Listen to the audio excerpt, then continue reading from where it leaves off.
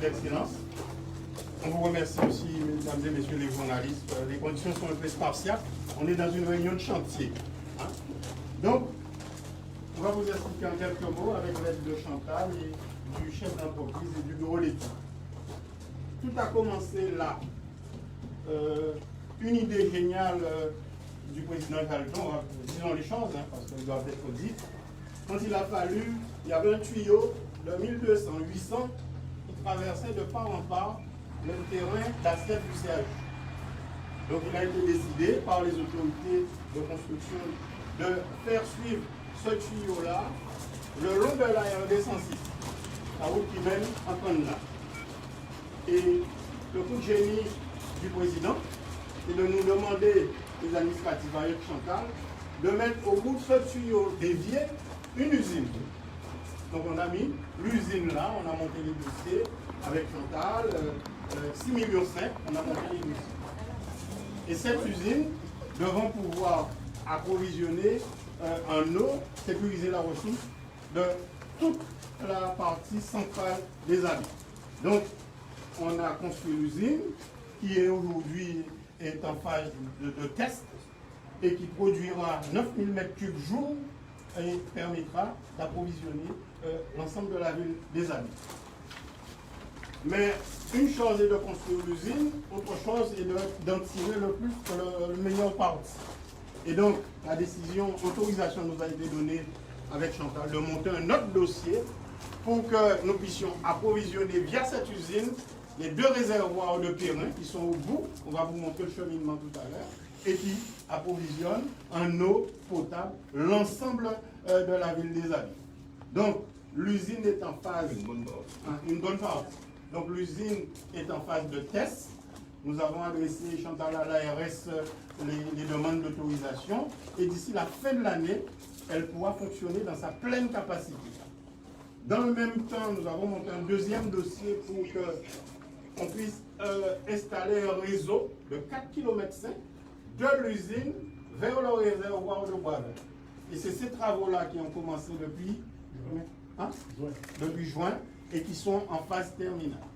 Donc, nous allons donc, une fois ce dispositif réalisé, on va pouvoir sécuriser l'approvisionnement en eau potable d'une bonne partie, comme disait le maire, des abonnés de la ville des habits. Il faut que vous sachiez que sur le périmètre de Cap Excellence, il nous faut tous les ans 18 millions de mètres cubes d'eau pour servir les entreprises, les particuliers, les professionnels. Ces 18 millions se répartissent 9,5 millions aux abîmes, 6 millions à Bémao et 2,5 millions à Pétapé. Donc, avec les usines, nos outils de production, on pourra presque couvrir la totalité des besoins de Cap Excellence, Abîme, Bémao, Pétapé. Je vais passer peut-être la parole à monsieur, au chef d'entreprise. Il va nous dire un peu le cheminement du tuyau qu'il est en train d'installer. Alors, la canalisation, c'est un 400 fontes qui fait donc 4,5 km de longueur entre l'usine et les réservoirs. On emprunte sortie de l'usine, on longe la desserte du CHU. Ensuite, on est sur le territoire qui longe la parcelle du CHU. On traverse la RN5 en forage dirigé. On va passer 6 mètres sous la RN5 en faisant un forage. C'est une technique qu'on a développée ici en Guadeloupe. Donc on va passer sous la route, voilà, pour ne pas perturber le trafic.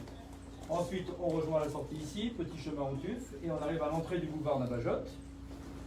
Liste continue ici, boulevard Navajotte. On croise Frédéric Jalton. On est sur la rue Hubert Farouille, la rue qui passe devant. Hubert Farouille. Nous sommes ici actuellement aux installations de chantier, sur cette parcelle. Oui, on redescend Hubert Farouille. Au croisement, on tourne à gauche, on emprunte Edmond Jalton. Rue de Desravinières. À droite, route de Lordon, qui descend. Il redescend ici. Traversée du RD 102. La ravine Montchéry. Route de Bonnier. Route de Bonnier. Et l'arrivée. Et les réservoirs de Boisvert, qui sont ici. 2000 m3, 3000 m3. Nouveau réservoir. On a Nouveau réservoir de 3000 qui a été lancé par besoin. Et le deuxième, réhabilitation du deuxième. Et habilité. Vous avez deux réservoirs quasiment neufs. Voilà. Voilà le travail. Voilà, mesdames et messieurs les journalistes, un peu. Alors, Oui, vas-y. l'objectif intéressant de l'usine Viens par là. l'usine de production d'eau potable de Périn, son réservoir. Bon, c'était tout un combat pour pouvoir le faire admettre et cofinancer. Je disais, c'est pas nécessaire.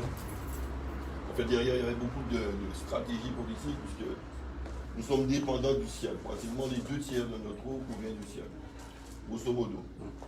À travers 3 usines de production qu'on le SIAG, Moustique et Vernou qui desservent Bémaro, et l'usine de Bellocado, 4, et de la Digue, qui desservent une bonne partie des Abyes, disons le centre et le nord de la ville des Abyes. Le sud, nous avons une usine, celle de Miquel, qu'on a rénovée, etc., et qui dessert le sud des Abyes et Pointe-à-Pitre. Ok? On a une forte dépendance par rapport au SIAG, notamment la ville des Abyes. Ok? Et tous les problèmes des tours d'eau que vous entendez sont situés exclusivement dans la zone desservie par les usines de la Digue et de Bellocado, du SIAG. On parle de tours d'eau mis en œuvre par le SIAG avec notre accord à l'époque. Hein. La préfète m'avait appelé, il y a des problèmes, il y a des territoires qui n'ont jamais d'eau, y compris aux Abyes, mais il faut donc priver de temps en temps certains territoires de l'eau à 100% pour permettre à certains d'avoir un peu plus. C'est ça le principe. Et qui fonctionne toujours. Mais ceci dit, on ne peut pas rester éternellement dans cette dépendance sociale avec des taux d'eau en plus. Et même demain, s'il y a une structure unique, il est important que les territoires ne soient pas dépendants d'une usine ou deux. Ok? Quelle que soit la forme institutionnelle dans laquelle nous sommes organisés, un syndicat unique ou pas. Et ça va continuer, le principe est quand même important. Donc, il faut quand même multiplier les sources de production d'origine de l'eau. Et cette entreprise, cette usine de Périn, y participe. Et donc, l'intérêt, c'est que le réservoir des 2 réservoirs de bois qui sont alimentés par, Aujourd'hui par le SIAG, par le SIAG, bien, désormais seront par notre usine. par notre usine. Et donc, ça va nous permettre d'autant de sortir de cette logique de tour d'eau et de cette dépendance Vis-à-vis du SIAG. par rapport à la production d'eau par le SIAG. Et ça va libérer cet homme de territoire de cette dépendance. On ne sait pas de mes parents volontaires. Ça peut être aussi cette usine qui est en tête, mais elle est prévue pour ça, pour y résister. Mais ça peut être. Mais bon, on ne peut pas priver un territoire éternellement d'eau à ce moment-là, durablement. Donc il y a cette multiplicité de sources d'approvisionnement en eau, en production d'eau, et cette usine participe éminemment, on a 18 millions de mètres cubes qu'on achète. Au total, pour servir tout le périmètre, on a 18 millions et on en achète 12 au SIAG. 12. La moitié. 12. Donc 3 quarts. Ok? Non, pas 3 quarts, tu as calculé. Disons. 50%, on achète Les 2 tiers à peu près. C'est 2 Les 2/3. Donc on va plus dépendre autant du SIAG. On va diminuer les tours d'eau dans le calendrier. Donc le calendrier, c'est. Maintenant, là, on devrait pouvoir alimenter déjà les territoires autour Périn, ils vont déjà être soulagés par rapport à ce problème d'eau. Hein. Ensuite, et en même temps, pour l'avenir, on a le CHU, donc une sécurisation de l'approvisionnement de l'eau du CHU avec cette usine. C'est important qu'un tremblement de terre s'en avait. Le CHU ne doit pas manquer d'eau. Et deuxième chose, c'est que dans un deuxième temps, avec cette canalisation que l'on vient de décrire, le parcours, on va pouvoir mieux alimenter le réservoir de Boisvert. Et tous les gens du centre des Abîmes notamment, une bonne partie des Abîmes vont être soulagés.